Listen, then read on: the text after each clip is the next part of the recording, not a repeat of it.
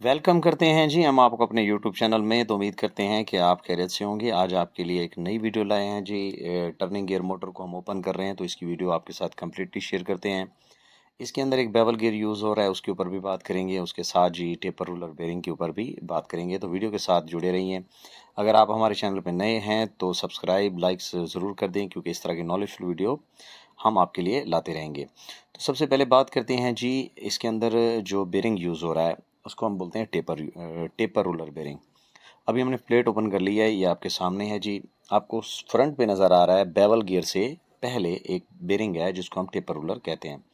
अब taper ruler bearing की जो ख़ास बात ये है, ये आपका रेडियल और एक्सियल ये दोनों लोड इजीली बर्दाश्त कर लेता है।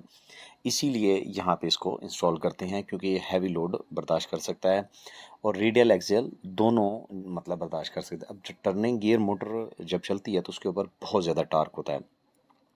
तो इस वजह से इस जो है ना बेरिंग्स टेपर रूलर बेरिंग का इस्तेमाल किया गया है। अब इसके अंदर मतलब इस बेरिंग के अंदर मतलब टेपर इनर रेस है जी, कोन है, आउटर रेस है, कप है और टेपर रूलर है। ये डिज़ाइन मतलब अच्छे लोड को, ज़्यादा लोड कैपेसिटी बर्दाश्त करने की रखता है। इसका जो डिज़ाइन है ज़्यादा लोड इजीली बर्दाश्त कर सकता है। अच्छा, इसकी एक और ख़ास बात मैं आपको बताऊं कि अगर आप इसकी अच्छे से इंस्टॉलेशन करेंगे, इसकी अच्छे से सेटिंग करेंगे, पूरी शाफ्ट के हिसाब से इस बेरिंग को आप इंस्टॉल करेंगे और इसकी अच्छे से लुब्रिकेशन करेंगे, तो ये लाइफ टाइम के लिए होता है।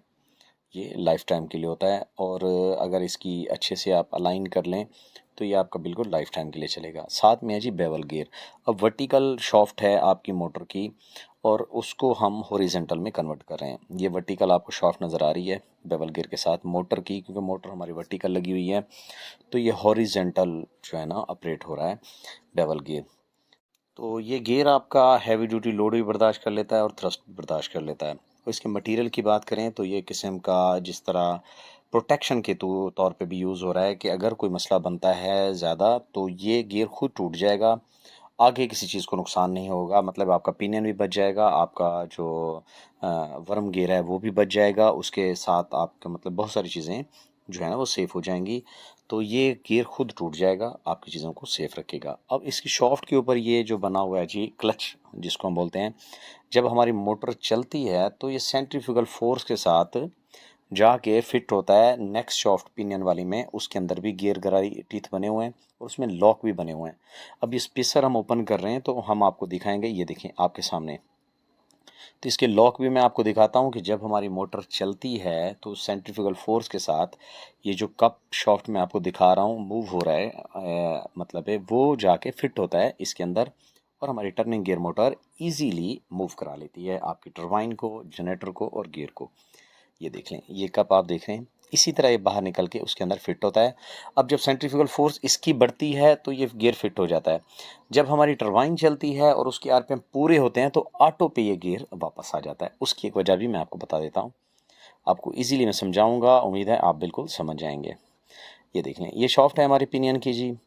जब हमारी टरबाइन चलती है तो सेंट्रीफ्यूगल फोर्स दूसरे एंड से ज़्यादा हो जाती है। तो इसके अंदर जो छोटे लॉक हैं वो मैं आपको दिखा देता हूँ, लॉक भी मैं आपको दिखाता हूँ, लेकिन इससे पहले हम मार्किंग कर रहे हैं गियर को, क्योंकि हम जो है ना ये गियर पिनियन बाहर निकाल रहे हैं। तो इसीलिए हम टीथ को मार्किंग करना बहुत ज़रूरी होता है, क्योंकि कोशिश करें जहाँ से जैसे गियर आपने ओपन किया है तो उसको अपनी असली हालत में फ़िट करें, क्योंकि टीथ ने वहाँ पे रेगुलरली 10 साल से चल रहे हैं, तो हर टीथ ने अपने अपनी पेयर बनाया हुआ है, जगह बनाई हुई है। तो अगर आप उसको डिस्टर्ब करेंगे तो इस चीज़ का आपको बहुत बड़ा नुकसान भी हो सकता है। ये देख लें, हमने मार्किंग कर ली है। अब मैं आपको दिखाता हूँ इसके अंदर जो लॉक हैं जो कि आपके गियर क्लच को रोक लेते हैं और इसीलिए आपकी टर्निंग गियर पिनियन को मूव कराती है और उसके बाद आपका जनरेटर भी और टरबाइन भी मूव होती रहती है।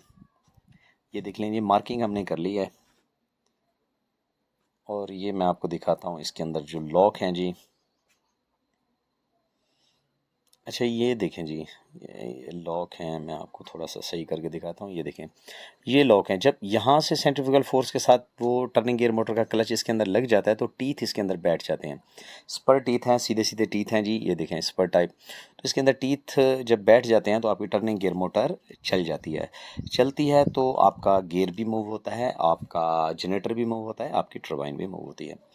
जब फोर्स दूसरे एंड से बढ़ती है, मतलब जब आप टरबाइन चलाते हैं, तो ये लॉक जो है ना, ये सेंट्रीफ्यूगल फोर्स से प्रेस हो जाते हैं। जिस तरह मैं हाथ से प्रेस कर रहा हूँ, ये लॉक सेंट्रीफ्यूगल फोर्स की तरह ये प्रेस हो जाते हैं और आपका क्लच वापस आ जाता है और आपकी टर्निंग गियर मोटर ऑफ हो जाती है।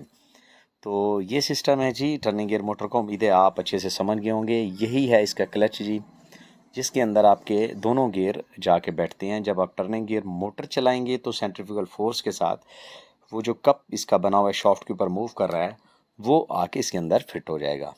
तो उम्मीद करता हूँ कि आपको हमारी ये वीडियो ज़रूर अच्छी लगी होगी। अगर आपको हमारी वीडियो अच्छी लगी है तो लाइक सब्सक्राइब ज़रूर कर दें। मिलते हैं जी नेक्स्ट वीडियो में। तो नेक्स्ट वीडियो भी बहुत ज़्यादा इंपॉर्टेंट होगी, तो मैं आपके साथ ज़रूर शेयर करूँगा जी।